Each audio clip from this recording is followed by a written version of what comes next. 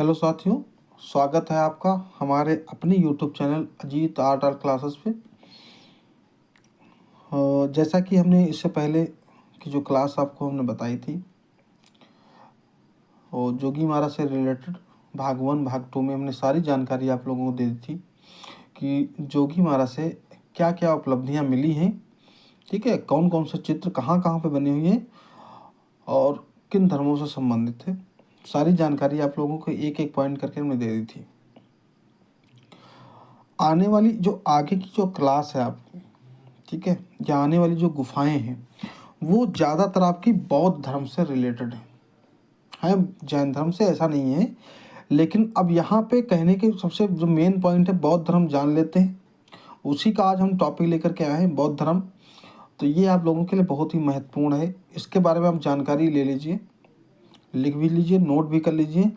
और इससे संबंधित टीजीटी में हो और चाहे BA first semester, third semester, fourth semester, fifth semester इत्यादि जो भी सिलेबस में जो आर्ट के बच्चे पढ़ रहे हैं उनके लिए बहुत ही महत्वपूर्ण है। ठीक है, यहाँ से प्रश्न बहुत सारे पूछे जाते हैं। तो आइए हम देखते हैं बौद्ध धर्म।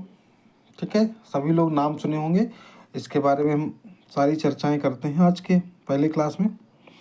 तो यहाँ पे लिखा हुआ है बौद्ध धर्म। ठीक है, अब बौद्ध धर्म के अंतर्गत जो संस्थापक थे वो महात्मा बुद्ध ही थे। ठीक है, यहाँ पे महात्मा बुद्ध ही इसके संस्थापक थे। उसके आगे हम देखते हैं जन्म इसका। तो जन्म जो बौद्ध यानी कि महात्मा बुद्ध जी का जो जन्म हुआ था, उनका जन्म हुआ था 563 ईसा पूर्व कपिलवस्तु की राजधानी में, यानी राजधानी इसकी कपिलवस्तु कहाँ की, नेपाल में हुआ। ठीक है, नेपाल की जो राजधानी थी उसमें कपिलवस्तु की राजधानी नेपाल। ठीक है, तो वहाँ पर इनका जन्म हुआ था, यानी कि महात्मा बुद्ध का जो जन्म था वो कपिलवस्तु की राजधानी नेपाल में हुआ था। ये जन्म की बात होगी। आगे हम देखते हैं मृत्यु पूछ लेते हैं कभी कभी कि बुद्ध जी की मृत्यु कब हुई।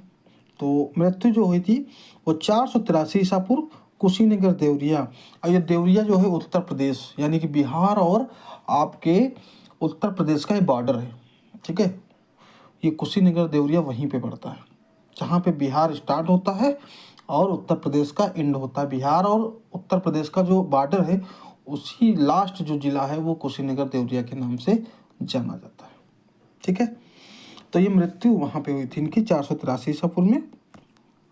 आगे हम इनका कुल देखते हैं। तो कुल जो इनका है शाक्य के नाम से प्रचलित है। शाक्य जो इनका था कुल, ठीक है, आज के डेट में बहुत लोगों के कुल अलग अलग होते हैं, तो उस समय का जो कुल है वो शाक्य के नाम से प्रचलित था। ठीक है, अन्य नाम क्या क्या थे इनके बुद्ध जी के। तो बुद्ध जी के नाम हम आपको बता देते हैं। एक तो नाम पहला था तथागत, ठीक है, दूसरा नाम था शाक्य मुनि और तीसरा नाम था एशिया का ज्योतिपुंज। और जो भी एशिया का ज्योतिपुंज है ये ज़्यादा प्रचलित हुआ, ज़्यादा लोगों के संज्ञान में पहुंचा। ठीक है, तथागत बहुत कम लोग जानते हैं, शाक्य मुनि भी बहुत कम लोग जानते हैं, लेकिन एशिया का पुंज, जिसको लाइट ऑफ एशिया बोल सकते हैं इंग्लिश में, तो लाइट ऑफ एशिया जो है वो आपके बौद्ध ही हैं। ठीक है, तो अन्य नामों में इनके इन 3 नामों का वर्णन किया गया है। आगे हम देखते हैं पिता का क्या नाम था। तो पिता जो इनके थे वो शुद्धोधन थे, माता जो थी वो महामाया देवी थी, और इनका जो जन्म का प्रतीक था, ठीक है, जन्म का जो प्रतीक था वो आपका लिखा हुआ है। ठीक है, जन्म का प्रतीक कमल है, यहाँ पे आपके सामने लिखा हुआ है, जन्म का जो प्रतीक है वो जो है कमल है। ठीक है, और विवाह जो है 16 वर्ष की अवस्था में हो गया था। पिता शुद्धोधन, माता महामाया देव और महामाया देवी जो इनका नाम था, जन्म का प्रतीक कमल था, विवाह 16 वर्ष की अवस्था में। ठीक है, लेकिन यहाँ पे एक चीज़ नोट आप लोग और कर लीजिएगा जो आपको नहीं मिलता है बुक्स में, लेकिन हम आपको बता रहे हैं, जो इनका पालन पोषण किया था। ठीक है, पालन पोषण जो इनकी मौसी थी, इनका नाम था प्रजापति गौतमी। ठीक है, तो ये पॉइंट नोट कर लीजिएगा, ये बहुत इम्पॉर्टेंट है, इसमें हमने मेंशन नहीं किया है, शायद छूट गया है हमसे। तो जो इनका पालन पोषण है महात्मा बुद्ध जी का, वो प्रजापति गौतमी ने किया था, ठीक है, इनकी मौसी थी, ठीक है, जो यानी कि महामाया की सिस्टर थी। विवाह जो इनकी 16 वर्ष की अवस्था में हो गया था, और इनकी पत्नी का, जो बुद्ध जी की पत्नी का नाम था यशोधरा। पुत्र जो इनका हुआ वो राहुल नाम था, यहाँ पे राहुल, ये राहुल है, राहुल नाम था। ग्रह त्याग घटना जिसको बोलते हैं, जब इन्होंने ग्रह त्याग किया था, यानी कि इन्होंने अपने ज्ञान की प्राप्ति के लिए जब इन्होंने ग्रह त्याग किया, उस ग्रह त्याग की घटना का जो प्रतीक, यानी कि उसको जो नाम दिया गया, उसको नाम रखा गया महाभिनिष्क्रमण, ठीक है। पूछ लिया जाता है भाई, प्रश्न आ जाता है कि जो ग्रह त्याग की घटना है उसको क्या बोलते हैं, तो याद रखिएगा महाभिनिष्क्रमण, इस ग्रह त्याग की घटना को बोला जाता है। आगे जो इसका प्रतीक है, तो प्रतीक जो है इसका यहाँ पे घोड़े से लिया गया है, घोड़े का प्रतीक माना गया है ग्रह त्याग घटना को, ठीक है। घटना जो हुई थी उसको महाभिनिष्क्रमण बोला जाता है, और जो इसका प्रतीक है उसको घोड़ा से उल्लेख किया गया है, ठीक है। आगे हम देखते हैं ज्ञान प्राप्ति घटना। जब इनको ज्ञान की प्राप्ति हो गई थी, उस घटना को इनको संबोधि नाम से प्रचलित किया गया। जब इनको ज्ञान की प्राप्ति होगी, उस घटना को संबोधि नाम से प्रचलित किया गया या जाना गया, ठीक है। उसके आगे लिखा हुआ है ज्ञान प्राप्ति स्थान। कहाँ पे उन्होंने ज्ञान की प्राप्ति की, किस स्थान पर उन्होंने अपने सारे आने वाले पूरे जीवन की जो ज्ञान इनको नहीं, बहुत सारी चीज़ों का इनको पता नहीं था, इन्होंने पूरे समाज की, पूरे परंपरा की घटना को जानने के लिए ज्ञान की प्राप्ति जो की थी, वो कौन सा स्थान था, वो स्थान था बोध गया, जिसको हम उर्वेला निरंजना कुमकुम फल्गुन नदी के किनारे पर इन्होंने बौद्ध जी ने यहाँ पे ज्ञान की प्राप्ति की थी, इस स्थान पे, ठीक है। बोध गया, उर्वेला, निरंजना, ठीक है, कुमकुम फल्गुन नदी के किनारे। वैसे तो लिख के ज़्यादातर निरंजना नदी ही आता है, लेकिन इसका पूरा नाम बोध गया में तो किया था, लेकिन उर्वेला निरंजना कुमकुम फल्गुन नदी के किनारे, ये पूरा नाम है नदी का, ठीक है। आगे हम देखते हैं प्रथम उपदेश जो दिया गया है, इन्होंने प्रथम उपदेश जो कहाँ पे दिया है वो हम देख लेते हैं। तो प्रथम उपदेश इन्होंने दिया सारनाथ में दिया। कहाँ? सारनाथ में, जिसका प्रतीक चक्र माना गया है। जो प्रथम उपदेश दिया था वो सारनाथ में दिया, और उसका जो प्रतीक आगे लिखा गया है वो चक्र के रूप में माना गया है, ठीक है। अब जो आगे की चीज़ें हैं वो हम आपको बताते हैं। नंबर आगे देखते हैं, लिखा हुआ सर्वाधिक उपदेश, इन्होंने सबसे ज़्यादा, ठीक है, जो सबसे ज़्यादा उपदेश जो दिया है वो श्रावस्ती,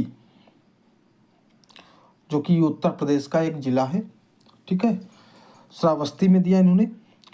और मृत्यु की घटना जो हुई इनकी, जब इनका अंतिम मतलब अंतिम सांस इन्होंने छोड़ दी, अपने शरीर को त्याग दिया था, उस घटना को हम लोग, या उस समय की जो समाज में जो नाम दिया गया, उसको नाम दिया गया महापरिनिर्वाण, महापरिनिर्वाण, ठीक है। मृत्यु की घटना का जो नाम दिया गया उसका नाम रखा गया महापरिनिर्वाण, ठीक है। आगे मृत्यु का प्रतीक स्तूप। अभी स्तूप क्यों, क्या होता है, आप लोग सोच रहे होंगे कि स्तूप होता कैसा है, तो यहाँ पे हम साइड में आपको बना के दिखा रहे हैं। स्तूप जो होता है इस टाइप से होता है, ठीक है, इसके ऊपर, और इसी के ऊपर बहुत बड़े बड़े पत्थर लगे होते हैं यहाँ पे, क्योंकि इसमें क्या होता है कि उस समय जो प्रथम स्तूप बनाया गया था, तो इसमें बुद्ध जी की कुछ अस्थियों को रख करके इसके ऊपर उनकी लिपि लिख करके, बहुत बड़े बड़े ऊंची इमारत होती है अर्ध गोलाकार में, उसी को स्तूप बोलते हैं। जैसे कि आगे हम आपको बताएंगे कि स्तूप का वर्णन किया गया है। तो स्तूप जो है मृत्यु का प्रतीक माना जाता है, ठीक है। यानी कि बौद्ध धर्म के जो भी अनुयायी होते थे, जिनकी भी अस्थियां होती थी या कुछ भी कपड़े होते थे, उनके कमंडल होते थे इत्यादि, जो उनकी सामग्रियाँ होती थी उनको उसके अंदर दफन करके, जैसे आजकल के लोगों चबूतरे का वर्ण बनाते हैं, ठीक है। हिंदू धर्म में क्या होता है, चबूतरे यूज कर लेते हैं। उस समय क्या होता था कि स्तूपों का निर्माण किया गया जिनके ऊपर उनके धर्म का प्रतीक लगाया जाता था। जैसे बौद्ध धर्म का प्रतीक है तो वहाँ पे स्तूपों के ऊपर उसके ऊपर उनके प्रतीक को वर्णन किया जाता था, ठीक है। उनका नाम लिख दिया जाता कि ये धर्मों से इन लोगों का यहाँ पे स्तूप बना हुआ है, ठीक है। तो इसलिए मृत्यु का जो प्रतीक है वो स्तूप माना गया है, ठीक है। आगे हम देखते हैं, नोट में हमने लिख दिया है कि बुद्ध की 80 फीट लंबी प्रतिमा जो बोध गया में है, ठीक है। बुद्ध जी की 80 फीट लंबी प्रतिमा जो बोध गया में है वह जापानियों द्वारा निर्मित की गई, ठीक है। अब बोध गया में जो 80 फीट की लंबी निर्मित आपकी जो बुद्ध जी की प्रतिमा है वो जापान के लोगों ने इसको निर्मित किया। और आप लोग जानते होंगे कि इंडिया से यानी कि भारत से जो आपके बुद्ध जी हैं ये भारत में ही पैदा हुए, लेकिन भारत के लोगों को ज़्यादा इसका ज्ञान नहीं है। अन्य देशों में इनका ज़्यादातर की पूजा होती है, जैसे चीन होगा, चाइना जिसको जानते हो चीन, वहाँ पे बुद्ध जी की बहुत सारी पूजा होती है। अन्य देशों में इनको चर्चित के नाम से, अन्य लोगों अन्य नामों से इनको जानते हैं, क्योंकि इनके अंदर क्या ऐसी खूबियाँ थी जिनके बारे में हम जानते हैं वो हम आगे आने वाली क्लास में, अभी न्यू क्लास में बताएंगे कि उनको वहाँ पे ज्ञान की प्राप्ति जब हुई थी तो ये बाहर विदेशों में क्यों चले गए थे वो हम बाद में बताएंगे। लेकिन यहाँ पे ये समझ लीजिएगा कि बुद्ध की 80 फुट जो लंबी प्रतिमा है जो बोध गया में निर्मित है उसको जापानी लोग ने बनाया था, ठीक है। ये तो यहाँ तक होगी इनकी जानकारी, आपको हमने बता दी बुद्ध के बारे में। अब हम देख लेते हैं जो बुद्ध संगीतियाँ हुई, ठीक है। किसके किसके समय में कौन कौन संगीति हुई वो हम आपको बता देते हैं, ठीक है। तो नंबर 1 पे हम देखते हैं, यहाँ पे लिखा गया है प्रथम संगीति जो है वो आपका 483 ईसा पूर्व में हुई है, ठीक है। क्रम संख्या प्रथम संगीति जो आपकी है, ठीक है, 483 ईसा पूर्व में। समय हमने लिख दिया है क्रम प्रथम संगीति और समय 483 ईसा पूर्व। शासक अजातशत्रु और स्थान राजगिर और वंश जो था आर्य वंश था। और किसकी अध्यक्षता में हुई प्रथम संगीति, तो महाकश्यप के समय में हुई थी, ठीक है। प्रथम संगीति 483 ईसा पूर्व शासक अजातशत्रु के शासक में हुई थी, जो उस समय शासक था अजातशत्रु था। और स्थान जो है वो राजगिर था और वंश जो उस समय चल रहा था वो हर्यक वंश था। और महाकश्यप की अध्यक्षता में यहाँ की जो प्रथम संगीति का वर्णन हुआ है, ठीक है, ये हुई थी। आगे हम देख लेते हैं दूसरे नंबर की जो संगीति हुई यानी कि द्वितीय संगीति हुई किसके समय हुई, कब हुई है, तो 383 ईसा पूर्व में हुई। काला शोक शासक था उसमें, ठीक है। वैशाली नामक स्थान पे हुई और शिशुनाग वंश था, ठीक है। यहाँ पे शिशुनाग वंश था और किसकी अध्यक्षता में हुई, तो सावाकामी की अध्यक्षता में यहाँ पे द्वितीय संगीति पूर्ण हुई थी, ठीक है। अब हम आगे देखते हैं, तृतीय संगीति जो है, तृतीय संगीति जो है वो 255 ईसा पूर्व, ठीक है। तृतीय संगीति 255 ईसा पूर्व हुई थी और वो अशोक जो शासक था उसमें, अशोक पाटिल, जानते हो मौर्य वंश मौर्य काल जो था वो अशोक था, तो अशोक शासक था। और पाटिल पुत्र नाम उसके स्थान पे मौर्य वंश में मोगल पुत्र, ठीक है, मोगल पुत्र या मोगलई पुत्र से कुछ भी कह सकते हैं, मोगलई पुत्र तिस्य या मोगल पुत्र तिस्य, ये अशोक के शासन काल में पाटलिपुत्र स्थान यानी कि मौर्य वंश के वंश में मोगलई पुत्र तिस्य, ठीक है, मोगल पुत्र तिस्य कह लीजिए तब मोगलई पुत्र तिस्य कह लीजिए, बात एक ही है। अनेकों पुस्तकों में अलग अलग नाम है लेकिन यहाँ पे उसका शुद्ध नाम जो है वो मोगल पुत्र तिस्य नाम के जाना जाता है, ठीक है। तो तृतीय संगीत समझ गए। आगे हम देखते हैं चौथे नंबर के संगीत जो है चतुर्थ वाली। तो चतुर्थ संगीत जो हमारी हुई थी उसका समय जो है वो प्रथम सती ईसा पूर्व है, सॉरी ईसा पूर्व नहीं, यहाँ पे होगा। अभी तक जितनी तीनों संगीतें चले वो ईसा पूर्व में जाएंगी। अब जो ये संगीत चतुर्थ वाली ये प्रथम सती ईस्वी में जाएगी।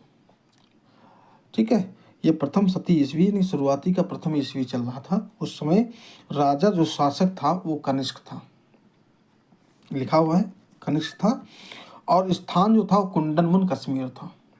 ठीक है, कुंडनवन कश्मीर, और वंश जो था वो कुषाण वंश था, क्योंकि कुषाण वंश का जानते हो उसका शासक कनिष्क ही था।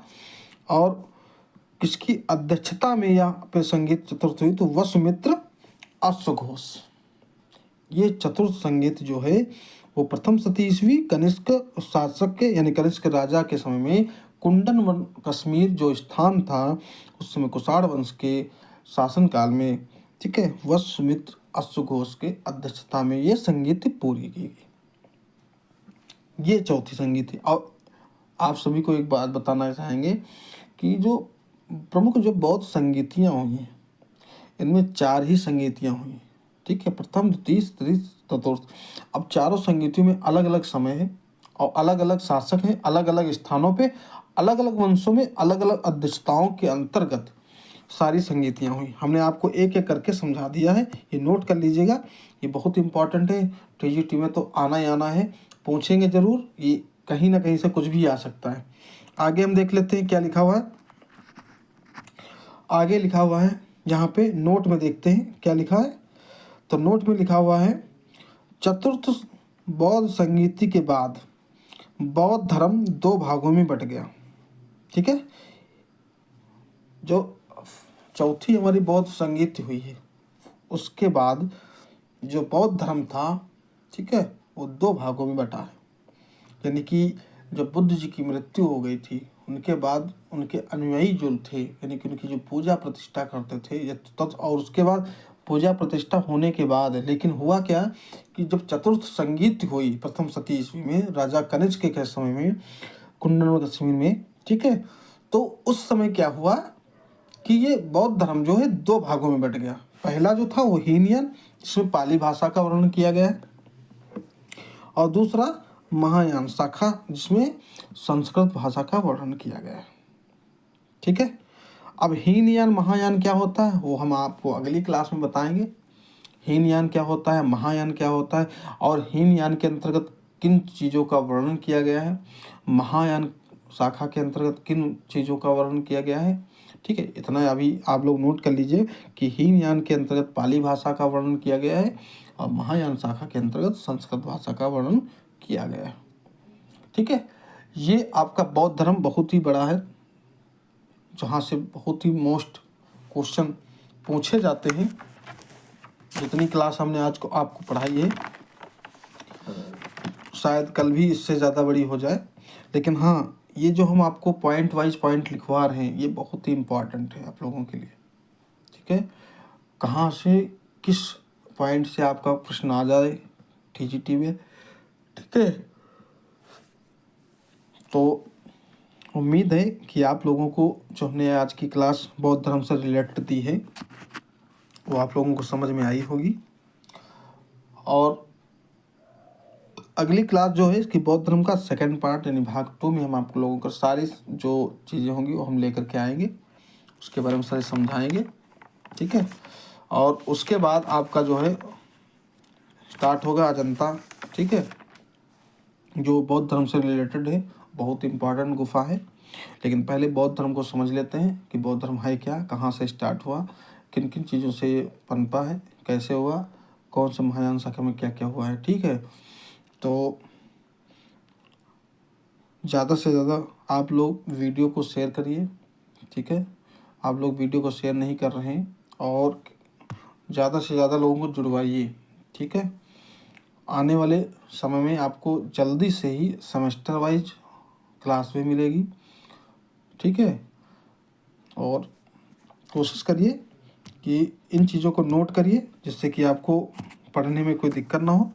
ठीक है, और तब तक के लिए अगली क्लास के लिए जब तक नहीं आ रही तब तक सभी को राधे राधे।